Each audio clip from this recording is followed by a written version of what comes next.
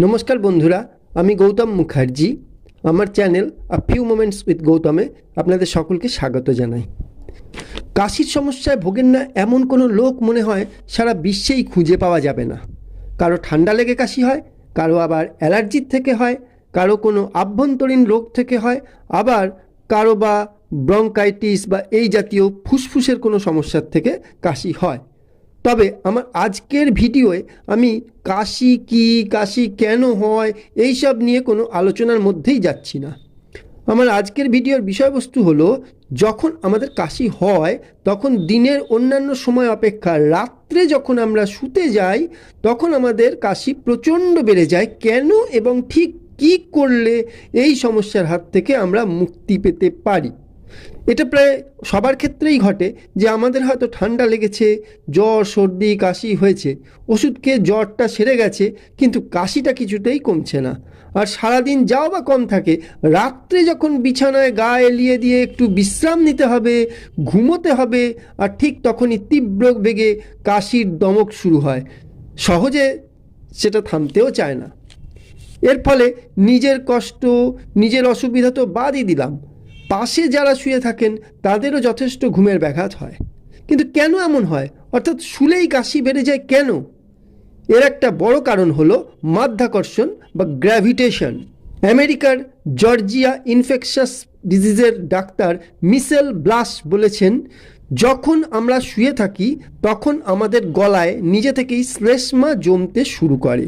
গলার এই শ্লেষ্মা জমার কারণে আমাদের শ্বাস প্রশ্বাস ঠিকমতো হতে পারে না ও আমাদের কাশি হয়। আরেকটা কারণ হলো আলজিহ্বা আমাদের শ্বাসযন্ত্রের একটি অন্যতম উপাদান।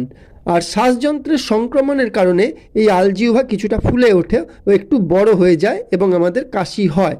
আমরা শুলে পরে এই আলজিহ্বা যে কোনো দিকে বেঁকে যায় এবং কণ্ঠনালীর ভেতরের দেওয়ালের গায়ের সংস্পর্শে আসে, তখনই আমাদের আলজিহ্বা সুরসুর করে এবং আমাদের কাশি শুরু হয়। আবার রাত্রিকালে বিছানার মধ্যে যখন আমরা শুতে যাই তখন সাধারণত সেইখানকার বাতাস শুষ্ক থাকে। এই শুষ্ক বাতাস নাক ও গলায় প্রতিক্রিয়া তৈরি করে, ফলে কাশি বেড়ে যায়। এখন বিষয় হলো, ঠিক কী করলে বিছানায় শুলেই আমাদের এই যে কাশি বেড়ে যাওয়ার প্রবণতা, এটাকে আমরা কমাতে পারবো এবং একটু আরাম করে সারা রাত ঘুমোতে পারবো। প্রথমেই আমাদের যেটা করতে হবে তা হলো বালিশটা একটু উঁচু করে নিতে হবে। আপনি একটার জায়গায় দুটো বালিশ নিয়ে তাতে মাথা দিয়ে শুন, তাহলে কি হবে, মাথাটা একটু উঁচুতে থাকবে, ফলে গলায় শ্লেষ্মাটা জমতে পারবে না।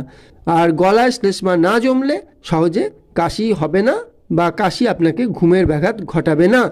এছাড়াও শোয়ার ভঙ্গিমার পরিবর্তনের কারণে আলজিহ্বা কণ্ঠনালী স্পর্শও পাবে না, ফলে কাশি হবার অনেক সম্ভাবনা অনেকটাই কমে যাবে। এছাড়াও আপনি কফ ড্রপ বা কাশির যে লজেন্সগুলো হয় ওগুলো যদি চুষে খান তাহলে কিন্তু অনেকটাই আরাম পাবেন, কারণ এগুলো গলায় শ্লেষ্মা জমতে দেয় না।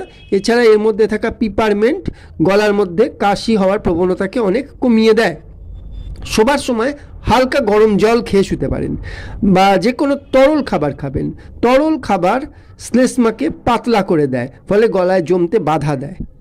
মধু খান, মধু কাশি কমাতে অত্যন্ত সাহায্য করে। এক খাঁটি মধুর যে কত উপকারিতা কাশি কমাতে, সেটা বলে বোঝানো যাবে না। আমার ভিডিওটা তাহলে আজ এখানেই শেষ করছি। এ বিষয়ে আপনাদের যদি আরও কিছু জানা থাকে তাহলে কমেন্ট করে জানাতে ভুলবেন না। আমার ভিডিওটা ভালো লাগলে চ্যানেলটা সাবস্ক্রাইব করার অনুরোধ জানাই। আজ তাহলে এইটুকুই, আজ তাহলে আসি, নমস্কার, ভালো থাকবেন।